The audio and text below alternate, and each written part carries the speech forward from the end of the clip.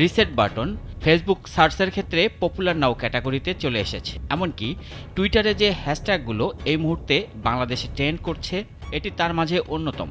তর্ক বিতর্ক এতদূর গড়িয়েছে যে অনেকেই তাদের ফেসবুক পোস্টে হ্যাশট্যাগ ব্যবহার করে লিখছেন স্টেপ ডাউন ইউনূস। কিন্তু কি এই রিসেট বাটন? বিশ্লেষণ করেছে বিবিসি বাংলা।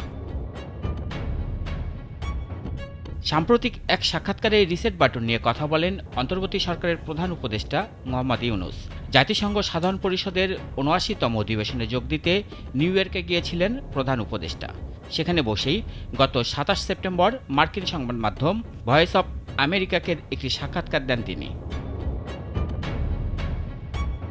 প্রায় ১৯ মিনিটের ওই সাক্ষাৎকারে তার কাছে অন্তর্বর্তীকালীন সরকারের মেয়াদ, সেনাবাহিনীকে ম্যাজিস্ট্রেসি ক্ষমতা দেওয়া সহ আরও কিছু বিষয়ে সরকারের দৃষ্টিভঙ্গি জানতে চাওয়া হয়েছিল।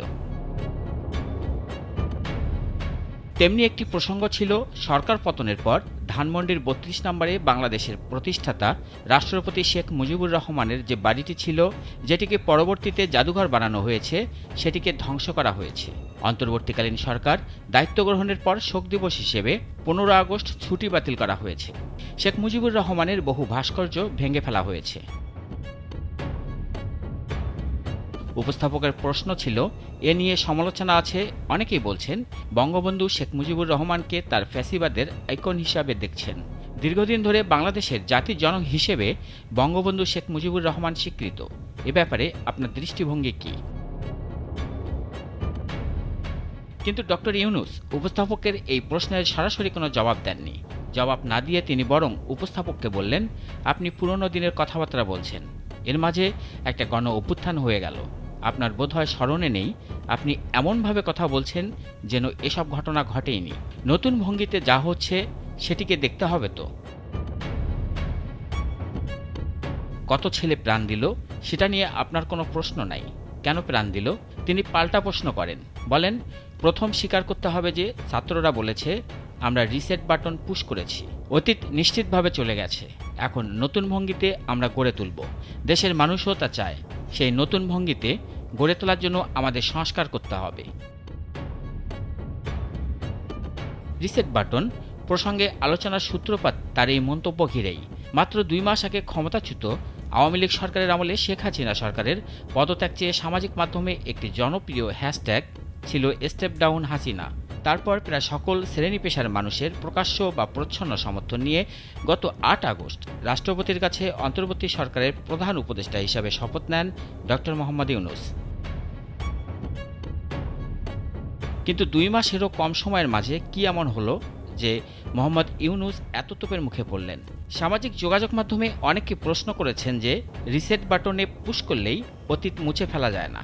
এমনকি কেউ কেউ এও মনে করছেন এই কথার মাধ্যমে বাংলাদেশের মুক্তিযুদ্ধ ইতিহাস প্রশ্নে মোহাম্মদ ইউনূস তার অবস্থান পরিষ্কার করেছেন।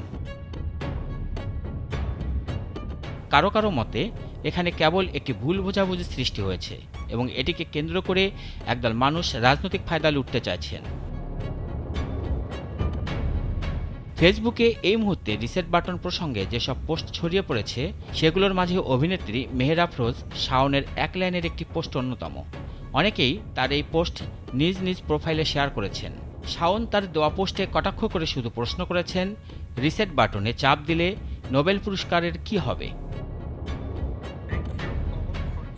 আবু সাইদ নামক একজন ফেসবুক ব্যবহারকারী ও মোহাম্মদ ইউনূসের ব্যক্তিগত অর্জন ও পরিচয়কে প্রশ্নবিদ্ধ করেছেন।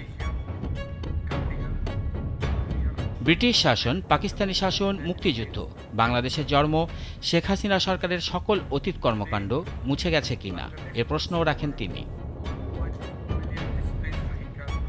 এমন আরও অনেকেই ফেসবুক ও টুইটারে লিখেছেন যে মোহাম্মদ ইউনূস ওই সাক্ষাৎকারে ১৯৭১ সালে তথা বাংলাদেশ গঠনের ইতিহাসকে অস্বীকার করে কথা বলেছেন।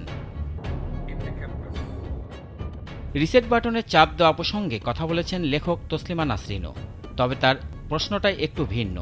তিনি প্রশ্ন করেছেন, মোহাম্মদ ইউনূস যে তরুণদের কথা বলছেন তাদের মাঝে কারা রিসেট বাটন টিপেছে? ডক্টর ইউনূসকে বিভিন্ন ধর্ম ও মতবিদ্বেষী তরুণরা ঘিরে রেখেছে উল্লেখ করে তিনি আরও জানতে চেয়েছেন, প্রধান উপদেষ্টা ওই তরুণদেরকেই নতুন বাংলাদেশ করার দায়িত্ব দিতে চান। নাগরিক নিউজ ডেস্ক।